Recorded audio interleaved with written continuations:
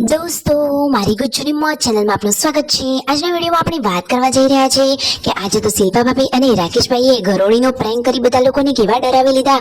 સૌથી વધારે કોણ ડર્યું અને આ નકલી ગરોળીને કોણ સાચી જ ગરોળી સમજી અને જોરદાર ડરી ગયું હતું। ઘરમાં અચાનક આ પ્રેન્ક વાળો માહોલ શું ભારે પડ્યો હતો, કોણ વધારે ડર્યું હતું અને મિતાંશને બીવડાવ્યું તો એને તો આ શું કરી દીધું।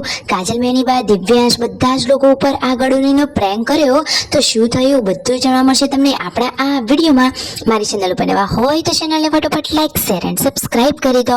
Full video in Thakor family blog channel દોસ્તો, ફૂલ વિડીયોની લિંક ડિસ્ક્રિપ્શનમાં મૂકેલી છે, ત્યાં જઈ તમે આખો વિડીયો વોચ કરી શકો છો। આવી ટૂંકી ટુકડી લાઈવ લેટેસ્ટ એન્ડ ટ્રેન્ડિંગ માહિતી મેળવવા કરી દો મારી ચેનલને ફટોફટ સબસ્ક્રાઇબ। તો ચાલો દોસ્તો, વધારે રાહ ન જોતા આપણે વિડીયોની શરૂઆત કરી દઈએ છીએ। તમે વિડીયોમાં લાઈવ જુઓ કે આજે તો શિલ્પા ભાભીએ આ ગરોળીનો પ્રેન્કનો ટ્રાય કર્યો છે રણજીતભાઈ ઉપર। તો રણજીતભાઈ તો જરાય ના બીવાણા અને જુઓ પછી જેન્સુએ ગરોળી હાથમાં લઈ લીધી ને કહે છે કે ચાલો દાદાને બીવડાવીએ।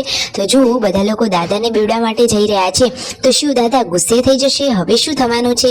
કે ડરી જશે કે બચ્ચા પાર્ટીને કે રાકેશભાઈને બોલશે કે શું થશે? ચાલો આ વિડીયોમાં લાઈવ બના રહો અને તમે પડરૂબરૂ જ જોઈ લો।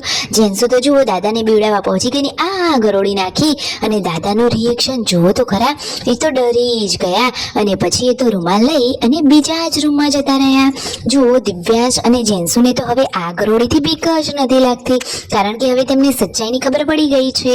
તો આ રીતે સવારમાં ઘરે જુઓ સરસ મજાની મજાક મસ્તી ચાલી રહી હતી।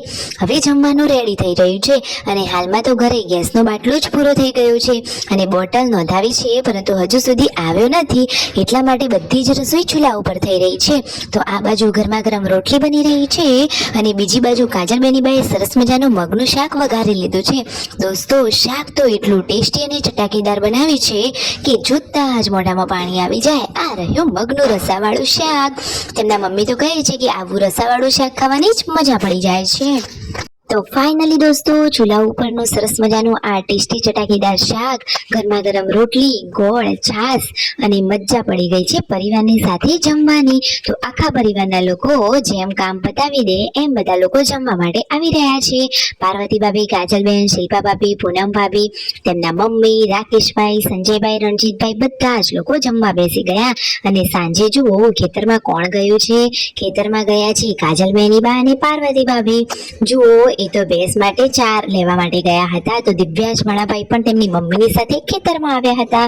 જો કાજલ બેનીબા તો દરેક કામમાં હેલ્પ કરી રહ્યા છે, તેમનાથી થાય એટલું બધું જ કામ એ તો સરસ અને ખુશખુશાલીથી કરે છે।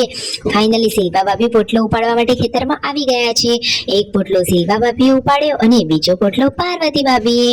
જો કાજલ બેનીબા પિયરમાં સરસ મજાના ખુશખુશાલ છે। તેઓ તેમના જીવનમાં હંમેશા આ રીતે ખુશખુશાલ રહે અને ખુશીઓ તેમના જીવનમાં અઢળક વાર આવે અને હંમેશા તેઓ હસતા રહે। ઘરે આવી રાકેશભાઈએ ફરીથી ગરોળીનો પ્રેન્ક કર્યો અને પાર્વતી તો ભાભી તો જે ડરી ગયા છે બાકી જોરદાર, અચાનક જ એ તો બીવાઈ ગયા। હવે વારો આવે છે મિતાંશનો। તો મિતાંશે તો આજે ગરોળી સાથે કેવું કર્યું તમે જુઓ તો ખરા। અરે રે દોસ્તો, હજુ સુધી નથી જોયું તમે જુઓ તો ખરા કે જુઓ મિતાંશને તો ગરોળીથી તેમ કાકા એટલે કે રાકેશભાઈ રમાડી રહ્યા છે તો એને બીક લાગી કે નહીં? જો એના પગ ઉપર મૂકી દીધી તો એને તો નીચે જ ફેંકી દીધી। પછી રાકેશભાઈએ શું કર્યું? ફરીથી એના પગ ઉપર ગરોળી મૂકી તો એને તો નીચે જ નાખી દીધી। દોસ્તો, મિતાંશ તો નાનો છે છતાં ગરોળીથી જો જરાય ડરતો નથી અને એ તો હસી રહ્યો છે। બધા લોકો એની આ મજાક મસ્તી જોઈને હસી રહ્યા છે તો બધાને જોઈને એ પણ હસી રહ્યો છે।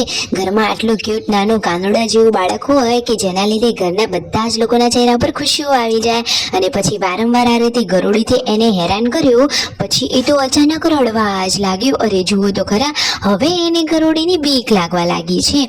તો હવે એ તો ડરતો એના મમ્મીના ખોળામાં જઈ રહ્યો છે। પછી પાર્વતી ભાભીએ એને ખોળામાં લઈ લીધો। રાત્રે જમવામાં બની રહી છે સરસ મજાનું પનીરનું શાક। આજે તો સંજયભાઈ કાજલ બેનીબાને પનીરનું શાક વઘારતા શીખવાડી રહ્યા છે। તો ટેસ્ટી અને ચટાકેદાર શાક રેડી છે ને એકદમ સરસ મજાનું શાક। અડધી રાત્રે આજે શિલ્પા ભાભી કેમ દૂધ ગરમ કરવા બેઠા છે? દોસ્તો, રાતના વાગ્યા છે 12 અને યશુને પીવું છે દૂધ, તો ઘરમાં તો ગેસનો બાટલો જ નથી। તો ફાઇનલી 12 ચૂલા ઉપર દૂધ ગરમ કરી લીધું અને પછી યશુને આ દૂધ આપ્યું। અહીંયા શિલ્પા ભાભી ઠંડા પાણીમાં તેમનો ચહેરો ડુબાડી રહ્યા છે। આખો દિવસ સરસ ગયો। વિડીયો ગમે હોય, આવી માહિતી ગમતી હોય તો કરી દો ફટોફટ સબસ્ક્રાઇબ।